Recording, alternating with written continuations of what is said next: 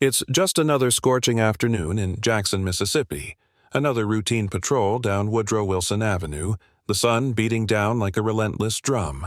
The asphalt shimmers with the heat, the air thick with humidity, and Officer Jack Carter feels the familiar pulse of his shift beginning to drag. Another sip of his convenience store coffee lukewarm, but the only fuel he's got, and the soft hum of the patrol car's air conditioning, is his only company. Half watching the road, half daydreaming about the weekend that feels miles away, his thoughts wander.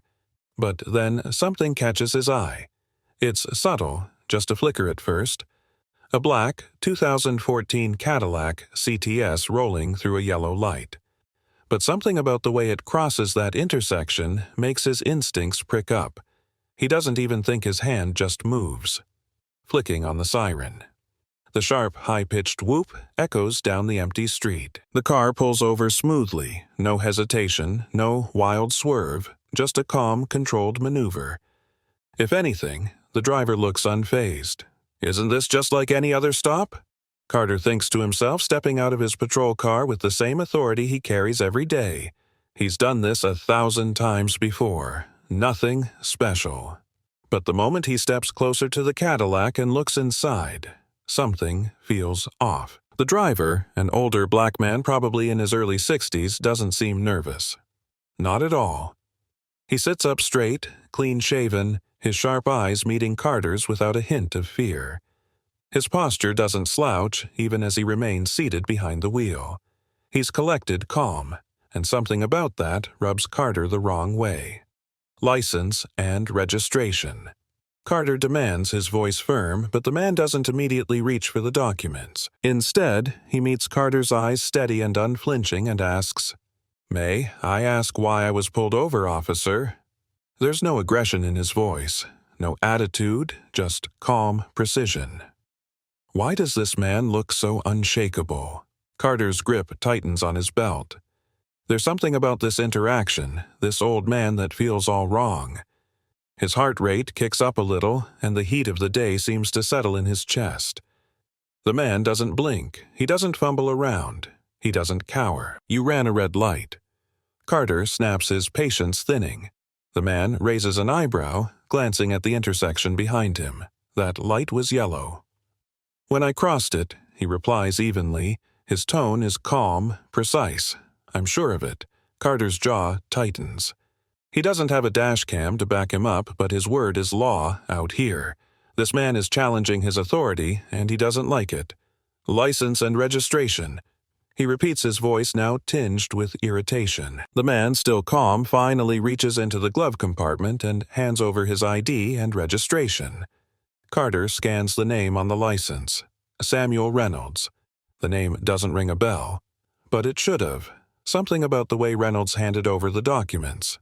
No fumbling, no unnecessary movements makes Carter's skin prickle. This man isn't afraid. And that bothers him. "Step out of the car." Carter orders the words, slipping out before he can stop them. But Reynolds doesn't comply right away. He simply raises his eyebrows, a slight frown forming. "Why?" he asks. Carter's patience snaps. "Because I said so," he demands. The tension in the air shifts. Something in the man's eyes, something about the way he looks at Carter forces him to pause. For just a split second, Carter feels a creeping doubt. But only for a split second. Reynolds, unhurried, exhales slowly, and then with quiet resignation says, "All right." He opens the door and steps out, moving with a fluidity and precision that suggests this isn't his first time dealing with authority. Something about that makes Carter's pulse spike. The older man, whose every movement is controlled, isn't rattled, not even close. He's too comfortable, and for Carter that's the tipping point. Hands on the trunk. Carter barks frustration, bubbling to the surface now. Reynolds complies, but as Carter pats him down, he hears the man mutter under his breath, "This is unnecessary." "That's when it all begins to go wrong," I said. Hands on the trunk. Carter growls, his irritation visible, the words sharp like a whip. "You have my ID. You ran my plates. You know I'm clean." Reynolds' voice is even almost tired. The world seems to slow as Carter grabs for his cuffs. But what happens next changes everything. Why does Samuel Reynolds remain so calm? Why doesn't he resist? What's the real reason he's not afraid of this traffic stop? Stay tuned, because what happens next will change everything. You think you know about this routine, traffic stop, and trust me, you're not going to want to miss how this story ends. But before we go further, take a second to comment below. Where are you watching from? And don't forget to hit that subscribe button so you can follow this story to its shocking conclusion.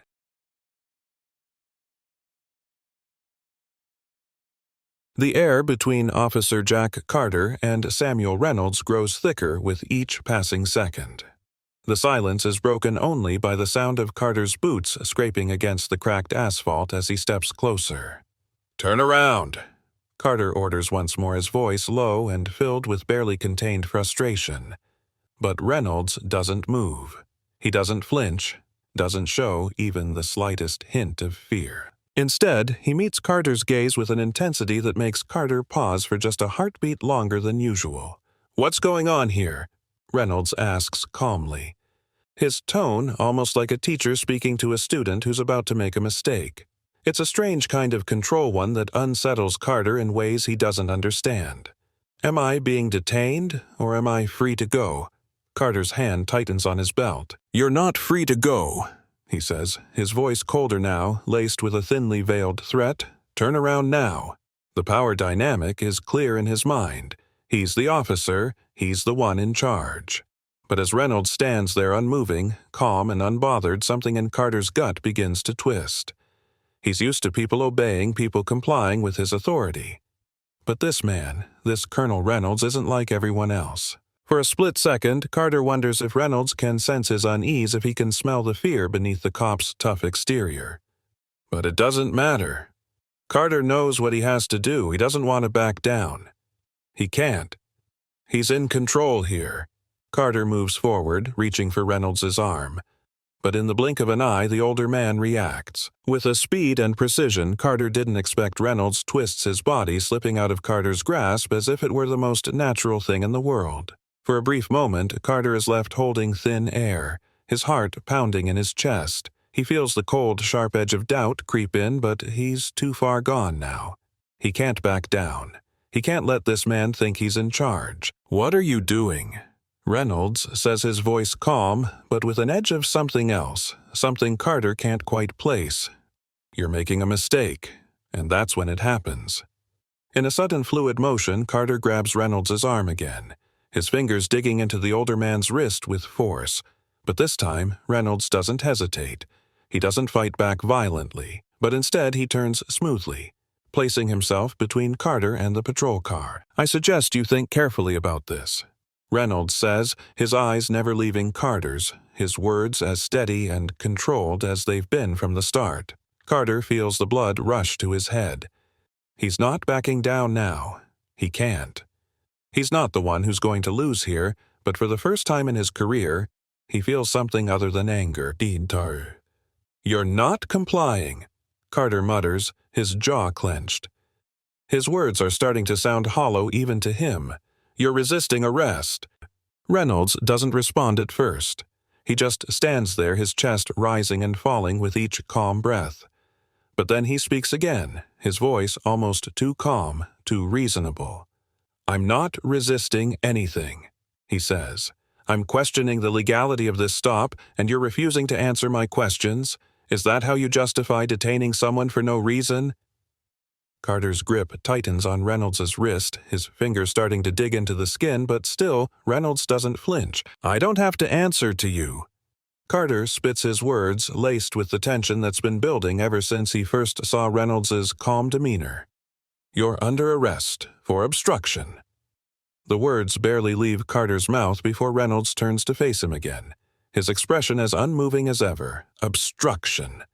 What are you even charging me with, officer?" The question hangs in the air unspoken and loaded with meaning. Carter's mind races desperately, trying to find a justification for the arrest. His brain scrambles, searching for an excuse. Any excuse to make this situation feel less like a monumental mistake, but the more he thinks, the less certain he is of anything interfering with an officer. he finally says, his voice flat. The words feel empty. He knows they don't hold up. "You're interfering with my investigation." Reynolds shakes his head, exhaling slowly, as if he's speaking to someone who doesn't understand. "You're the one making a mistake, officer. You know it, and I know it." Carter feels a flash of anger. He can't let this go. "Now, turn around," he barks again, the command snapping from his lips. This time he's done waiting. His hand shoots out again, grabbing for Reynolds' arm. But before Carter knows what's happening, Reynolds moves. With an agility that betrays his age, he turns his body shifting with practiced ease. And in the blink of an eye, he's not just slipping away from Carter's grasp, he's already positioning himself to take control of the situation. Carter stumbles, caught off guard, and that's when everything shifts. The air between them crackles with a tension that's almost palpable. Reynolds isn't just resisting. He's asserting his own authority, and Carter can feel it like a heavy weight pressing down on him. He's used to being the one in charge, the one who calls the shots, but now in this moment, he's not so sure anymore. "You have no idea who you're dealing with," Reynolds says, his voice cutting through the silence like a sharp blade. "I've dealt with far worse than you, officer. You're out of your depth." Carter freezes. His breath catches in his throat. "What do you mean by that?" Reynolds doesn't answer. Instead, he simply stands there unmoving. His eyes locked onto Carter's with a cold, knowing gaze. And in that moment, Carter knows that everything he thought he knew about this situation, everything he thought he knew about control, has just crumbled away. "You don't know who I am, do you?" Reynolds asks the words a quiet challenge. Carter doesn't respond. His mind races, trying to make sense of what's happening, trying to piece together what Reynolds' calm demeanor really means. But it's too late. The moment has passed, and Carter has no choice but to play catch-up. As Carter stands there staring at Reynolds with mounting disbelief, he realizes something monumental is about to unfold. Something that could change the course of his life. Forever. Stay tuned. You're not going to want to miss the truth behind Colonel Samuel Reynolds' calm and calculated reaction. This is just the beginning.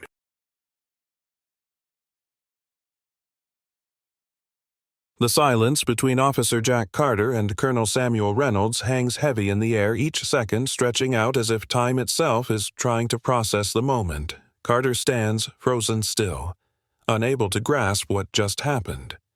A moment ago, he was in complete control, confident in his position.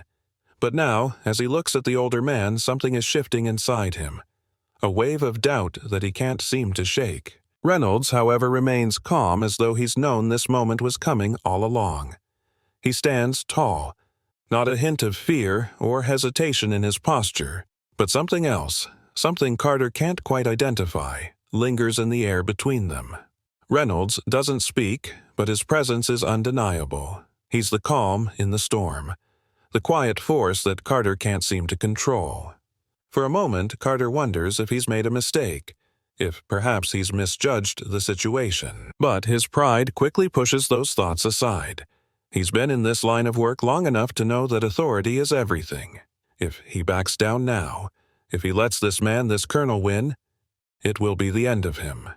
But what Carter doesn't realize is that the moment he made his move, the moment he reached for Reynolds' arm with too much force, the wheels of fate began to turn. This wasn't just about a routine traffic stop anymore. This was about power, who holds it and who can take it away. "What is this?" Officer Reynolds finally asks, his voice smooth, almost taunting. "Is this your idea of upholding the law? Or is this just about you feeling threatened by a man who isn't afraid of you?" The words strike Carter harder than anything else. He feels them deep in his chest. It's not just about the traffic stop. It's not just about a misjudgment of a yellow light. It's about something much deeper. The way Reynolds speaks, the way he stands, as if the years of training and experience have taught him how to handle men like Carter. Men who think they're untouchable, who think they can exercise their power with impunity. But Reynolds' calm challenge is a mirror that forces Carter to see himself in a way he's never had to before. "You don't know anything about me," Carter growls, trying to hold on to his authority, but the words feel empty as soon as they leave his mouth. He knows it. Reynolds knows it, and for the first time in his career, the realization stings. Reynolds tilts his head slightly, his eyes narrowing just enough to show that he's not intimidated. "I know more than you think," he says softly, almost as if speaking to himself. "I know what it's like to fight for respect, to fight for your place in a system that wasn't built for you. But you wouldn't understand that, would you?" Officer Carter's heart skips a beat. "What's that supposed to mean?" His voice is sharp, but the crack in his tone betrays his uncertainty. Reynolds steps closer, and Carter instinctively takes a step back. It means Reynolds begins slowly. "You're not the first person to think they can hold power over someone like me. You're not the first person to think that being in uniform gives you the right to impose your will on others." Carter's hands ball into fists at his sides. "I don't need you lecturing me," he snaps. "I'm just doing my job." But Reynolds isn't listening. He's looking past Carter now as if the officer is no longer even there. "You think you're the first man to make a mistake like this?" Reynolds' voice rises slightly, his words hanging in the air. "You think this is the first time a black man has been treated like a criminal for no reason other than the color of his skin?" The words hit Carter like a punch to the gut. He blinks, disoriented by the weight of them. "I'm not a racist," he mutters almost reflexively, but the words sound hollow even to him. Reynolds' gaze sharpens. "No, you may not think you are," he says, "but this isn't just about thinking. This is about a system that's been built to keep people like me in check, a system that tells me I'm guilty the moment I walk out the door. It's about people like you who don't even realize that they're a part of that system." Carter steps back, his hand reaching for his radio as if the action will somehow restore the balance of power. "You're under arrest," he says again, but the words have lost their bite. The sound of the radio crackles to life, but before Carter can call for backup, the station responds with a tone he wasn't expecting. "Officer Carter, we need you to come in. Now, there's a situation with your suspect." The voice on the other end is stern professional, but there's a coldness to it that sends a chill down Carter's spine. "What do you mean? A situation?" Carter asks, his pulse quickening, but the answer comes quickly like a gut punch. "We've been notified. Colonel Samuel Reynolds has connections you don't want to mess with. You've got bigger problems than a routine traffic stop." Carter's blood runs cold. Colonel, this man. This calm, collected man he had just tried to arrest. Carter's mind spins as the full weight of the situation begins to sink in. His radio crackles again, and this time a new voice comes through Carter. "You need to get here now. We're having federal agents coming down to the station. We need to talk." His legs feel like lead as the reality sets in. He had no idea who he was dealing with. No idea that Samuel Reynolds wasn't just a man, he was a force, a symbol of everything Carter thought he was entitled to, but couldn't control. As Carter steps back toward his car, he's gripped with a sense of dread. He looks up at Reynolds, who's standing there calm and unbothered, watching him with a knowing look in his eyes. "You don't know who you're dealing with, do you?" Reynolds asks, his voice quiet but carrying a weight of years of experience. "But you will, and I promise you. Officer, this mistake is one you'll regret for the rest of your life. What happens next will change everything you think you know about this case. The truth about Colonel Reynolds and the mistake Officer Carter just made is going to turn this whole situation on its head. Stay tuned, because this story is far from over, and you won't want to miss what happens when power gets exposed for what it really is."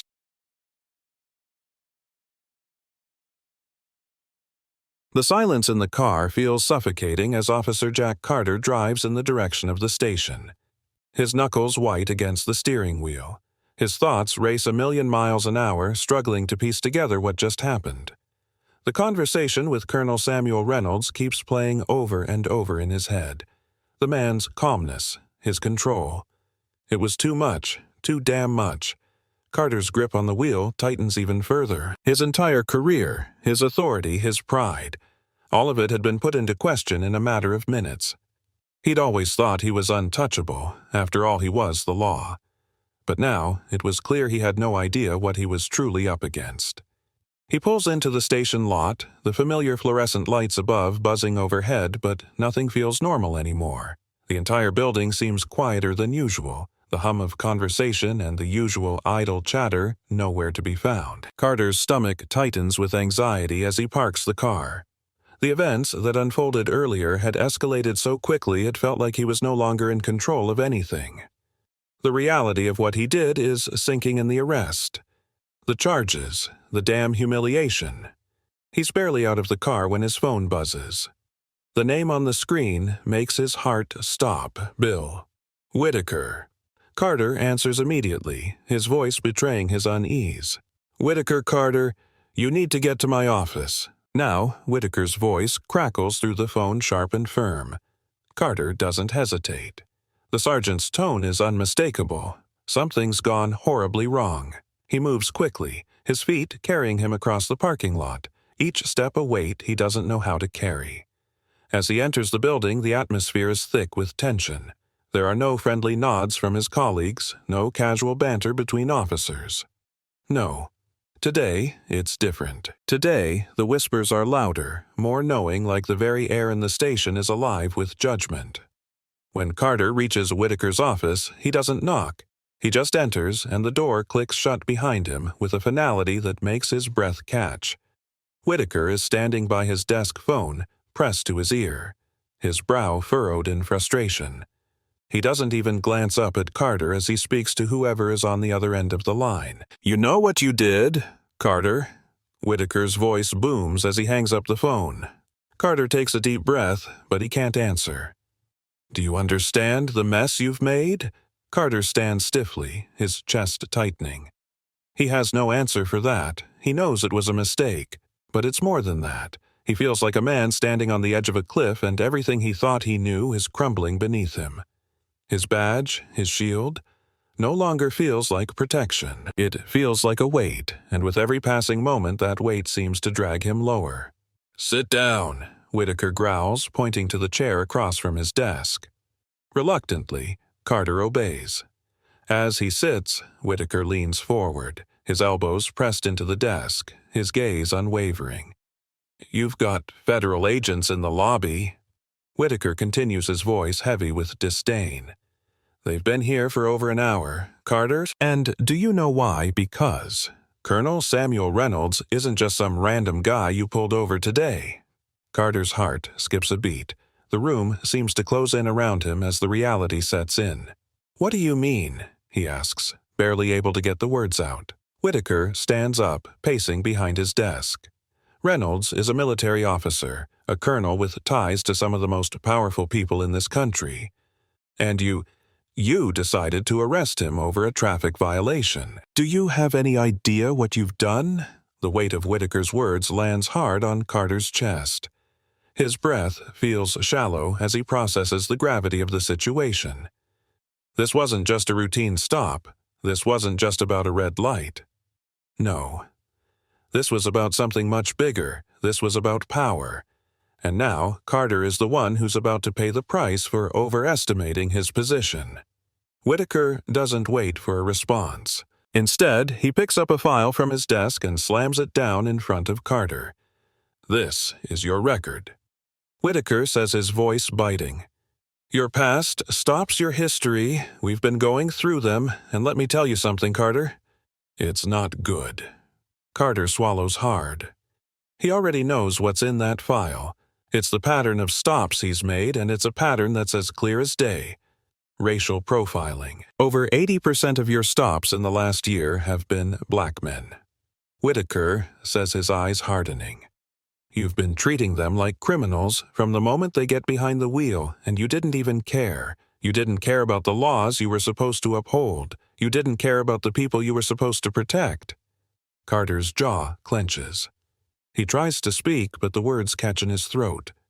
He knows what Whitaker is saying is true. He's seen the faces of the men he's pulled over. He's seen the fear in their eyes, but he's always justified it, always told himself it was just part of the job.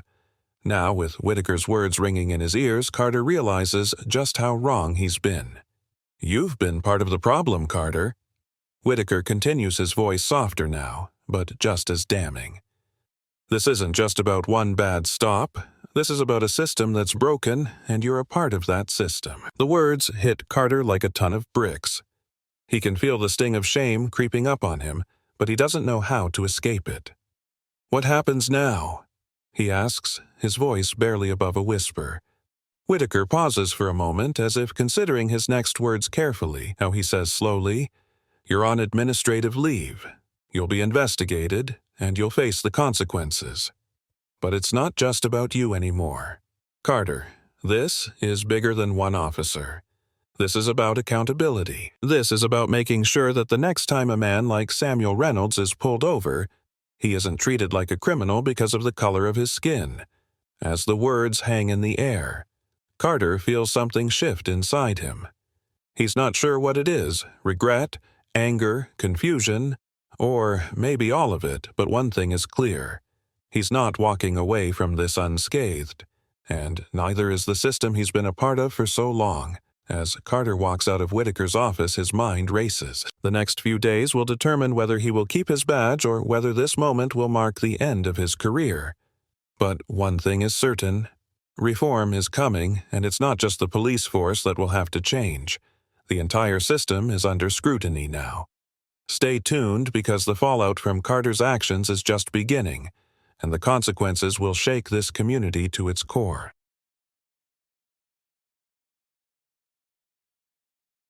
The news hits Carter like a freight train. It's everywhere. His face, his name, his actions blasted across headlines, blasted across social media, and blasted into the lives of everyone who's ever known him. Officer faces backlash for unlawful arrest of U.S. Army colonel. The words are a punch to the gut, and the comments flood in faster than he can read them. He knows what's coming. But seeing his own mistakes thrown back at him with such brutal clarity, is almost too much to bear. The weight of the shame presses down on him, and for the first time in his life he realizes he has no way to run from it. Everywhere he goes, people look at him differently now. His colleagues at the station, the ones who had once greeted him with casual nods or friendly jokes, now look at him with a mixture of pity and contempt. Whispers follow him down the hall, their voices carrying enough weight to make his skin burn. The whispers aren't just about the arrest anymore. They're about everything that's been brought to light. The systemic racism he had been a part of, the discrimination that had become so ingrained in his daily routine that he hadn't even noticed it. But now they all see it, and they see him for what he truly is: a part of the problem. Carter's hands shake as he sits at his desk, scrolling through the never-ending flood of comments and messages. Another power-hungry cop. This man has done more damage than we'll ever know. A disgrace to the badge. But what stings the most is the comment from a black woman. This is what happens when men like him are given too much power. "You're all complicit. You've ruined lives." He can't escape it. He tries to justify it to himself. Tried to tell himself that he was just doing his job, that Reynolds had resisted arrest. But as the days pass, he realizes the truth he's been avoiding. He was wrong. It wasn't just about one bad stop. It was about years of biased, racist actions that had been repeated again and again, actions that had caused harm to countless people. Carter stands up from his desk, feeling the weight of his badge as it sits heavy on his chest. The very symbol that had once represented authority and respect now feels like a symbol of his failure. He walks out of the office, his mind a whirl of frustration and self-doubt. The station feels empty now, the hum of activity gone. He knows that everything is changing, and it's not just his career that's on the line. It's the system itself. "Carter." The voice cuts through the air, and he turns to find Detective Harold Jenkins, a colleague he'd known for years. Jenkins is a man of few words, but there's something in his expression now, something that's hard to read. "You got a minute?" Carter nods stiffly, and the two of them walk down the hallway together. Jenkins leads him to a small, quiet room where the weight of the situation feels even more suffocating. Jenkins closes the door behind them and takes a seat at the table, motioning for Carter to do the same. "What do you think is going to happen now?" Jenkins asks, his voice low, but filled with an edge of frustration. Carter's stomach churns. He knows the question isn't about his career. It's about what's next for the whole system. I don't know. Carter admits, his voice cracking slightly. But it's not going to be easy. I know I've messed up. I know I've caused damage. But I didn't realize what I was doing at the time. It's all just so much. Jenkins looks at him, his eyes searching Carter's face, looking for something. Maybe for remorse, maybe for clarity, you know? He says after a pause, "You're not the first officer to make mistakes like this, but you're part of the reason things have to change. It's not just about you. It's about everyone who's been targeted because of people like you. We need a shift." The words hit Carter hard. The weight of them settles in his chest. It's not about him anymore. It's about the twins of systemic oppression and racism. Two forces that have been allowed to thrive for too long, unchecked, and now they're being exposed for what they are. But Carter feels small in the face of it. He doesn't know where to start. He doesn't know how to make amends, how to undo the damage he's done. Jenkins leans forward, his tone turning serious. "You're going to be investigated. It's not just about Reynolds. This goes beyond you. There are federal agents involved now, and they're going to be digging through everything. They'll find the truth." He pauses, his gaze piercing. "But I'll tell you something, Carter. The truth isn't just about what you did. It's about what's been happening for years. The system, the one you thought you were a part of, needs to change. And you're a part of that change now. Whether you like it or not." Carter feels the weight of those words. The realization that this is bigger than he could have ever imagined. It's bigger than one bad stop. It's about a system that has allowed men like him to operate with impunity for far too long. But as he looks at Jenkins, there's a flicker of something. Something he hasn't felt in a long time. Hope Jenkins's next words are quieter, more personal. "I don't know if you'll get your job back. I don't know what's going to happen with your career. But if you want to make this right, Carter, you have to be a part of the solution. You need to face the truth, not just the public truth, but the truth about yourself." Carter sits in silence, the weight of the words settling into his bones. For the first time he understands, this is his reckoning. This is his moment to face the truth, not just about his actions, but about the system he's been complicit in for years. He stands up, nodding slowly. "I'm going to do what I can," he says, his voice steadying. "I'm going to fix this, somehow. But it's not just about me anymore." As he leaves the room, Carter can't help but think of the words Reynolds had spoken, the warning that had haunted him since that day. "This is a mistake, and it's one you're going to regret." The regret is already settling in. But it's more than regret. It's a realization. The system needs to change, and he's going to be part of that change whether he's ready or not. As Carter walks out into the hall, he knows the journey ahead won't be easy. The road to redemption is long, but it's the only road that matters now. Stay tuned, because the real test isn't just about what happens to Officer Carter.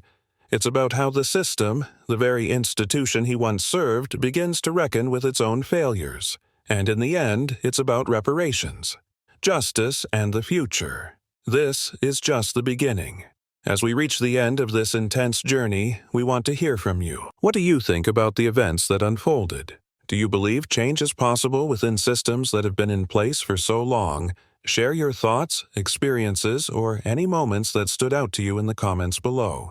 If you haven't already, don't forget to hit that subscribe button and join us for the next video in this series. We've only just begun to scratch the surface. There's much more to come. Your voice matters, so let's keep this conversation going.